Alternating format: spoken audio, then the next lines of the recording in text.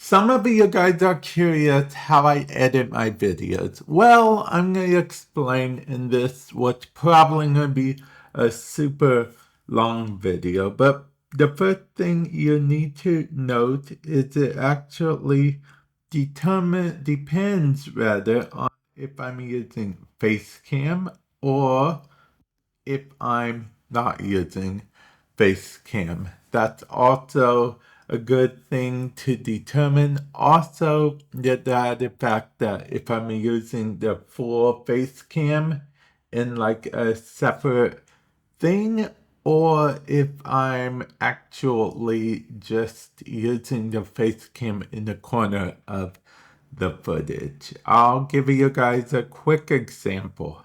Like with this footage you're seeing on screen right now.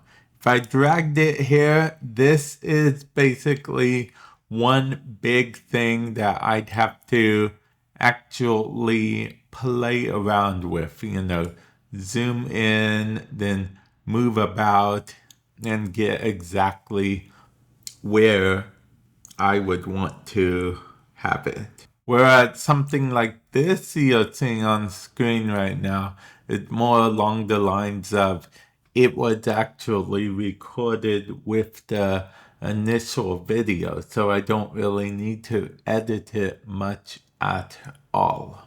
And this isn't even going with the fact that what if I'm using a green screen, in which case I would have to use a chroma key to key out the green screen thing, which I have a video on if you'd like to check that out. But today I'm going to show you guys some of the editing I do when I'm not on Facecam. This character is Mini-Me, I refer to him. He's like a little vamp type character, or particularly from my gaming channel, Vamp Plays.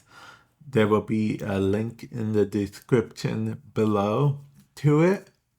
But yeah, he's from there. So sometimes when I'm like live streaming or certain video recording, I'll have him on the screen initially. So he's already there by default. If I decide I want him there after I've recorded the video, he's real easy to add. I just bring him into the program, which I'm using Davinci Resolve at the moment.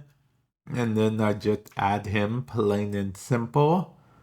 And these are, like, for example, this was a stream that I actually recorded. So I added the text and then I just right clicked, made it into a compound clip, did some fancy footwork for the editing so I could tell people where the actual gameplay of the game started, get my little subscribe call to action. I don't know how many people actually subscribe on the call to action option. YouTube doesn't currently have metrics for that. I don't know if they ever will. It's a very specific metric. But yeah, and then this is what I'd call a low edit video. Okay. Low edit as in literally just the whole live stream pretty much. I could just drag into here. All I had to do was make this font thing in the beginning and then drag in my subscribe call to action. That is very super low effort editing, which is honestly not to say that it's terrible. If you prepare stuff correctly in the get-go, in the gaming niche anyway, it's less work on you later on. So alternatively, that is like the big dream in the end, that you have a lot of stuff prepared beforehand. Like even not too long ago when I switched scenes real quick from me being live, showing my face to me not showing my face, that was prepared on OBS. So I didn't have to do it after the fact. So that's a bit less work for me. But with that said, if you want something that's more editing focused for this, I will show you guys this, I suppose. This is one of my recordings I did. Now, this is straight from the PC, so I didn't actually have to use the capture card for this because I recorded it from one of just straight up the same PC I recorded on just fine and dandy. Now, with that said, I am actually a console main. So, a lot of the footage I record is from either my PS5 or my Xbox Series S. And for that, I use an Elgato capture card. I am not sponsored by Elgato at the moment, but yeah, this video is not sponsored by Elgato, but I do want to mention that that's the capture card I use. You can use an external one, but I personally have an internal one, so I can in theory record up to 4K, but I prefer 1080 60, 1080p 60 FPS. That's what I record up to for YouTube sake. And I called it a more effort edit because of the fact that I actually had to cut stuff. I added transitions to transition to that and just everything. And then at the end, as you can see, I added an end screen. Now, not everyone uses an end screen these days. I'm curious. Definitely let me know your thoughts on end screens. But as you can see, this particular clip did not have an intro. And that's because this particular gaming channel that I recorded this for does not use an intro. It's just one of those things. I mean, it's not necessarily a bad thing to use an intro. People use intros. I just happen to not use an intro for this particular channel. Whereas one of my other channels do actually use an intro. Actually, it would be a good example for me to show you guys the other channel. So I'm going to go ahead and switch profiles or rather projects. And you guys can't see it because it's on my other screen, but I am switching projects right now to my other channel.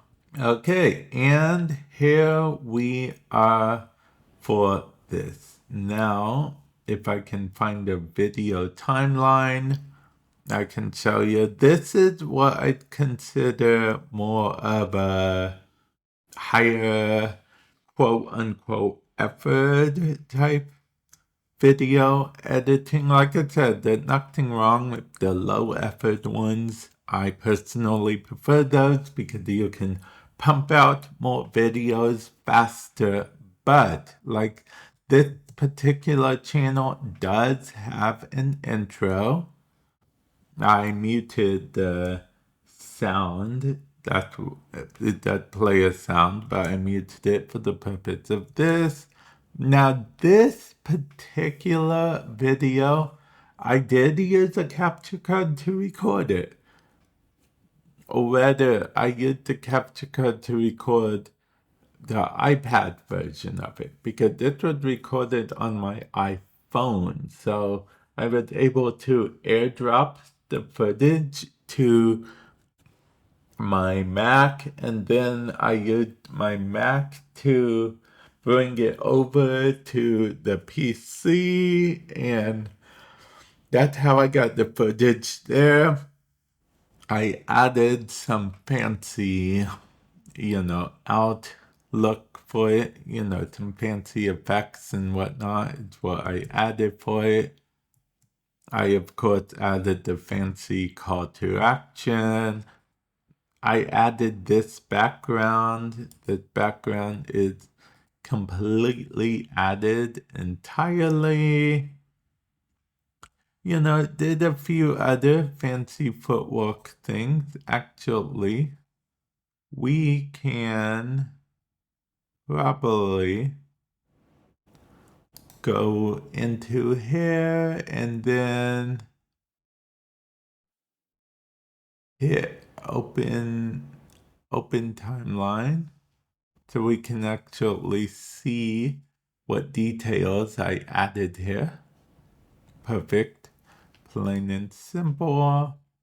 We want to go back to the timeline. We just double click. And as you can see, I did do quite a bit of effort here. I actually had to shorten the clip a few times because I actually recorded more than this footage right here. This is Warframe on mobile, by the way, in case you're curious. The last clips I showed you were from Marvel Snap and just so on and so forth. As you can see, there's a little dude that sometimes I put on the footage, but it's one of those optional things. This particular footage wouldn't make much sense with him, so we are going to not have him there. And then, after everything was said and done, I added an outro and plain and simple. After this, I rendered it out, then I uploaded it to YouTube. Actually, speaking of render, let's go into render settings real quick, okay? I want to give you guys a sort of idea of the render settings. Okay, these are the personal render settings I use right here. That I just clicked on because you can easily add your own settings. So I get them the way I want, and then I just go to save as new preset here, and it just saves it as a new preset. Now here for video, of course, I have MP4, H.264. I keep it at that for YouTube. Encoder, NVIDIA, because it uses my graphic card for encoder on the free version of Davinci Resolve. Unfortunately, you will not have encoder as an option there. It will use the default CPU encoder. Of course, 1080p is what it's a 1920 by 1080. That's YouTube's minimum standard for HD. And like I said, I'm perfectly fine with that. 60 frames FPS or frames per second. So, 1080p 60. I leave the rest usually how it is, and that for audio, I record the audio in a higher rate than you might by default, but that's just a personal preference.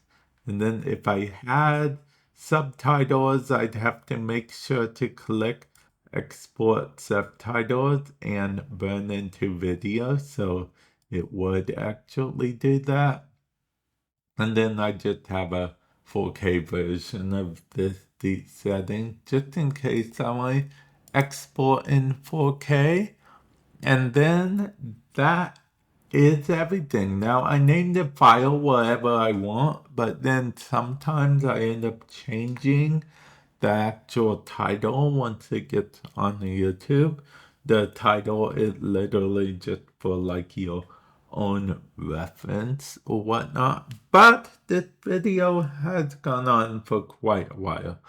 So I am going to end it here, but let me know in the comment section below. Do you guys like informative videos like this? Or are you more of a, I want more tech videos? Because there are more tech videos coming up in the future. Stay tuned for that. But every now and then, I like making informative video like this for people who, you know, only video edit their own content and whatnot. Because not everyone has money to hire a team of editors. I sure don't. I edit my own videos. Plus, low key, I actually kind of enjoy editing my own videos. I mean, every now and then I get not in the mood to, but for the most part, it is very fun to edit